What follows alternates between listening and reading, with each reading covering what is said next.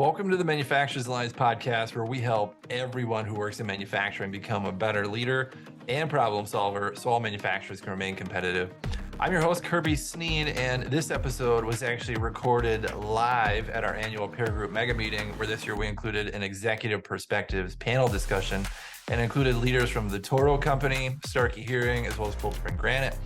And so enjoy my conversation with these leaders as we talk about some of the biggest trends in both leadership and continuous improvement that will impact your business in 2023 and beyond.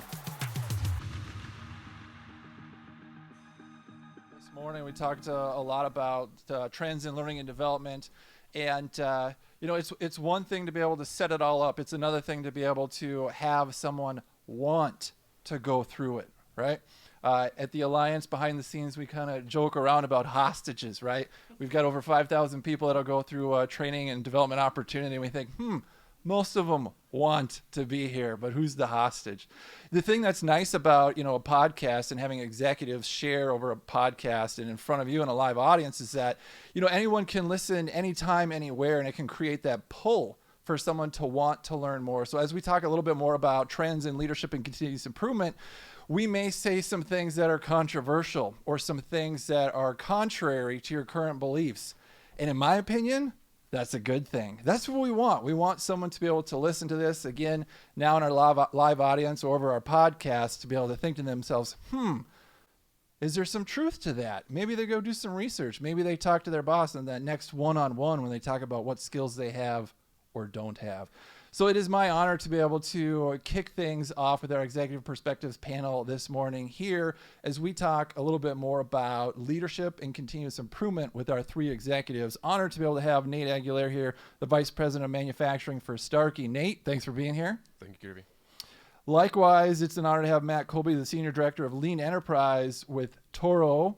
Thanks for being here. Excited, thanks. And last but not least here, Greg Flint, the President and COO of Coldspring. Greg, it's an honor.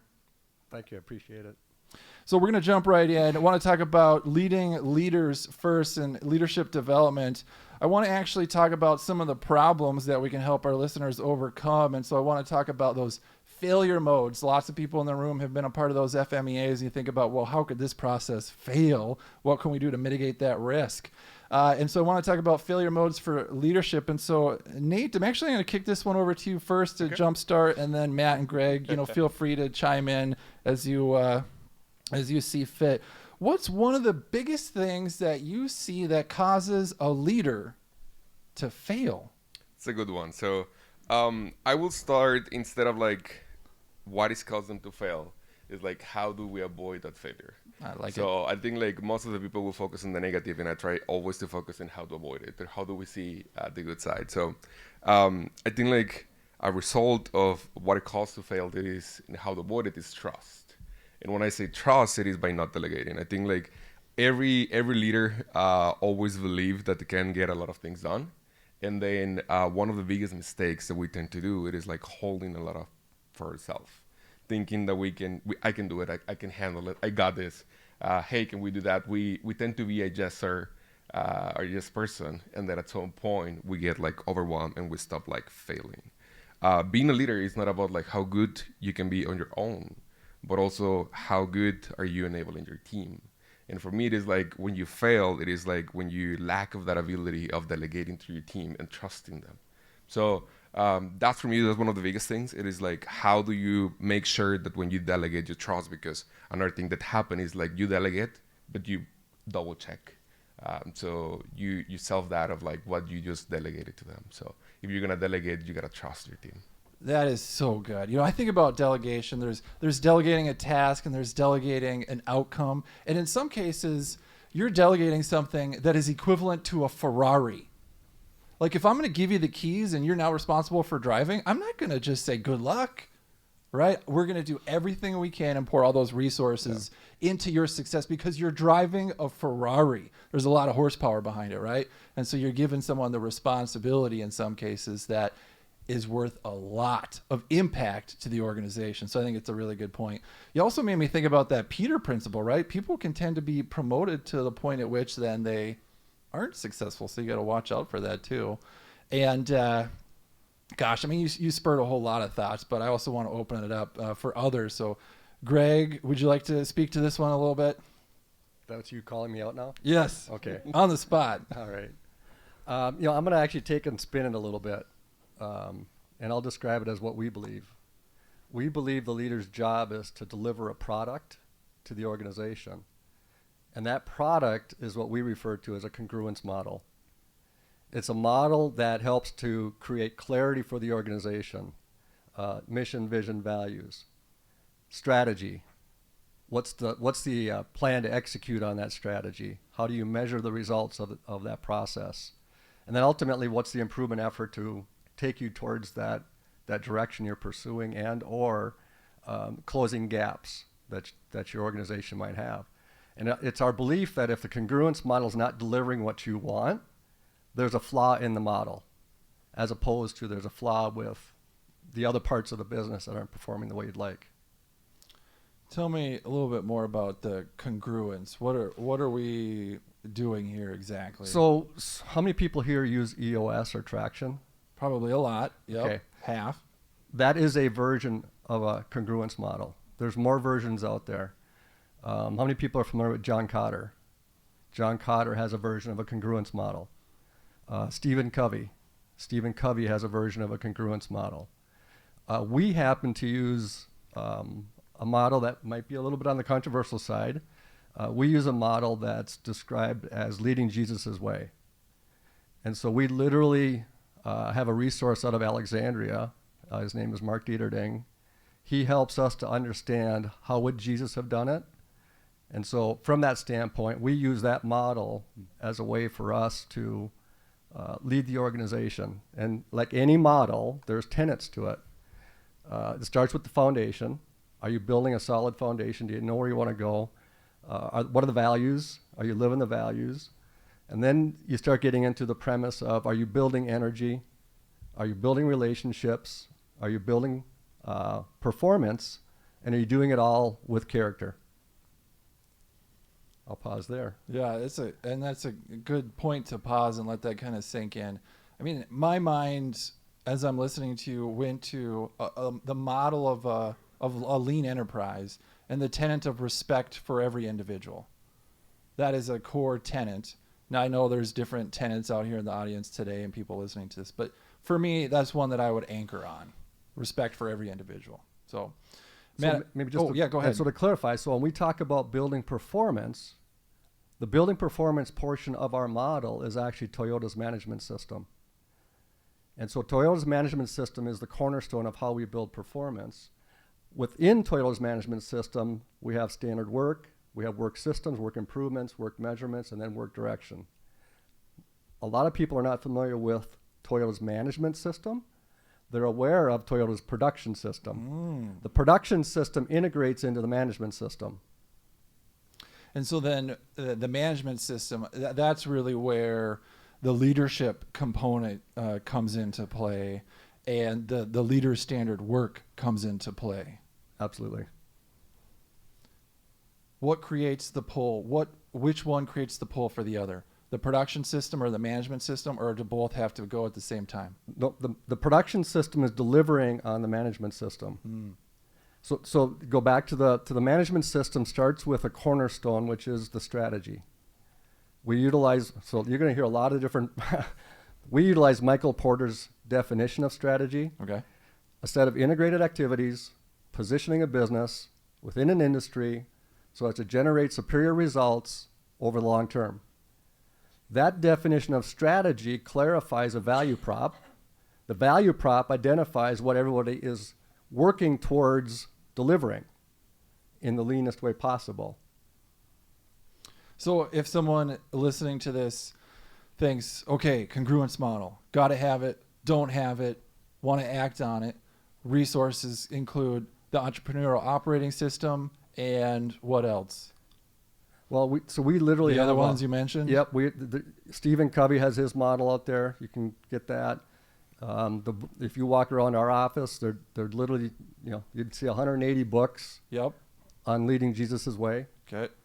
it's a resource. Think of it as, okay, I'm looking at trying to build performance. I'm going to that chapter on building performance, or I'm trying to build a relationship with my employees. Go to that chapter. So I'm going to let's zoom in or turn the page right to that chapter. So with the leader building relationships with the individuals on their team, what skills must be possessed in order to be able to do that? Tying into the keynote earlier, talking a lot about skills. Matt, I'll kick this one over to you. What are some of the skills that you've seen leaders have in Toro that's helped them be effective with their leadership? Yeah, I would say first and foremost, the ability to influence and be able to meet people where they are at. I see a lot of people try to convey their ideas and the philosophies and the approaches that we would prescribe without understanding where the person's at and where they're coming from. So having that understanding and being empathetic with the individual, I think helps build those relationships as a leader. I would also go to coaching and looking at the leaders that I work with. Coaching is something easy to say but difficult to do. Paul did a nice job of touching on that as one of the key training areas within Ecolab. And the fact is, I spend most of my time as a leader trying to coach other leaders and my team to figure out how they can coach leaders. If you can get those coaching skills to become natural, that relationship building, in my opinion, ends up being much more value added and possible. If you try to just force the way you look at things onto their viewpoints, we end up maybe not getting an optimal solution. Nate, if someone wants to be more influential, what's one thing you think they could do, and what's one thing that they should watch out for if they want to become that influential leader? Oh, that's a good one. I think like having a global perspective. I think like when you're in a functional role, you can focus on your space, and then you can prioritize that what you're working on. Like in manufacturing, we have like engineers, we have production, we have like the different functions. And when you want to be influential, you got to understand the impact of your actions in the other departments. The more that you are aware about the result of your actions, the more influential that you can be with the rest of the teams. One of the challenges, I appreciate you sharing that. One of the challenges I've seen is leaders being able to zoom in and zoom out, right? You got to be able to zoom out and say, what's the vision? What's the mission? And then what are the goals? How are we going to get there in the best way possible? But then also to be able to zoom in and serve the team and say, what's the problem that the team's facing right now? It's, what is it, 9:30, right? Like what's going on right now at the shop, right? And so to be able to build that muscle and that skill to be able to zoom in and zoom out, I think is really important. And something I've struggled with at times, to be open about it. I have had to really work over the last 3 to 5 years to be able to zoom in and zoom out and build in the flexibility there to be able to say, great big picture. Remember the big keynote executive perspective panel? Oh, wait. The microphone's not working, right? I mean, just whatever. So I wanted to ask you guys too, and I'm being lighthearted and trying to introduce a little bit of levity into it, but what's one thing that you've struggled with as a leader when you look back maybe over the last 5 years? And don't just say COVID, because I get it. So Nate, can I kick this one over to you first? Ooh, one thing that I have struggled, that's a good question, but I think like learn to be resilient. I have like changed and moved for different locations. I've been in different countries, and I think every time that I move, every time that I go to a new location at a new team, is just learning how to adapt was a challenge. And I think like the world just showed us like the only thing that we have for sure it is change. So, and if we cannot adapt fast enough, definitely we're gonna have a challenge there. So. Matt, same question. Biggest, leadership challenge you faced when you look back over the last 3 to 5 years? I would say it's around strategy deployment. Some call it Hoshinkanri, policy deployment. So building on Nate's thought, change is happening to everyone. It's accelerating. And the one way that I've seen work best is to have an aligned strategy that you actually follow a process to deploy. That gets to looking at not only the vision and mission, but also the longer term strategic view, and then dialing it into, what's happening this this week, this month, this quarter. And I'll also build on Greg's point earlier around the lean management system. So I look at those two things, strategy deployment integrated with the lean management system, to make sure that we cast where we want to go, and then be able to have a defined process for making sure people know what is expected of them, regardless of where they're at or what they're dealing with, and then have a mechanism to be able to check in periodically to say, how can I help? As we like to talk at Toro, even though we're red, red's not bad. It just means that we have an area to focus on. And Greg, what would you add or reveal as well? So I'm going to refer back to a mentoring process that occurred, I'm showing my age, maybe 25 years ago. One of the mentors said, Greg, you need to learn to be patient. Just because you're fighting your way across the battlefield doesn't mean that everybody's going to be with you. If you get to the other side of the field and no one's with you, you failed. So what I've learned, so now I'm going back to my Kaizen days and the days when I was trying to facilitate teams. You have to be patiently impatient. You have to be impatient with the results that you're getting, but you have to have the patience to bring the organization along. And we're going through a lot of leadership change right now, and that phrase is constantly spinning in my head, being challenged. So when you have we don't have change at leadership. The same leadership team we have right now is who we've had for about 20 years. Our CFO is retiring. The VP of sales is retiring next year. IT manager, HR manager, logistics manager, and value-added services. So I'm being challenged to be patiently impatient. We'll invite you back on, do another episode, just you and I. We'll do a deep dive. All right. It'll be fun. It'll be fun. This is a different feel. I'm used to doing a podcast in my basement, not in front of 180 leaders here. It's a little different feel. I like it.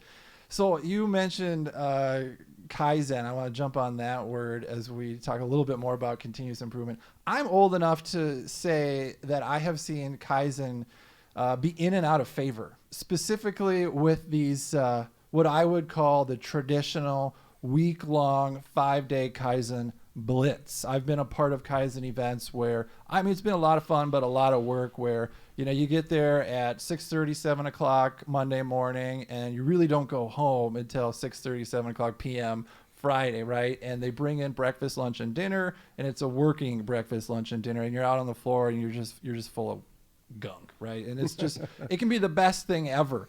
But I have seen those what I would call traditional week-long Kaizen events really kind of come and go.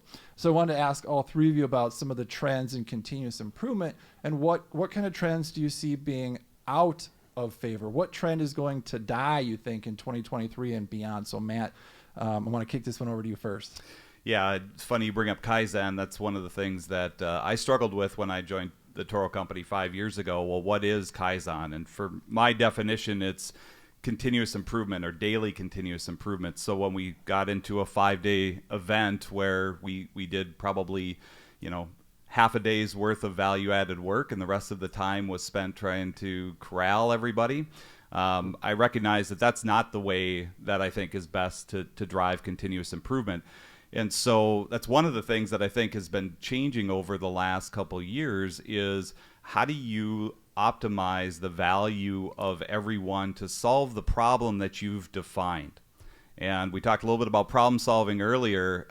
There's a lot of great ideas out there, but if they're not going to solve problems that we have right in front of us, it can tend to be a lot of waste. So we at the Toro company have gotten into the habit of saying, well, what problem are we trying to solve? Who best to try to address the problem, and where, so at the point of impact, and then be able to use the various tools we have available. So we'll bring people together to collaborate, the ones that need to be hands-on at the point or the Gemba, but we'll also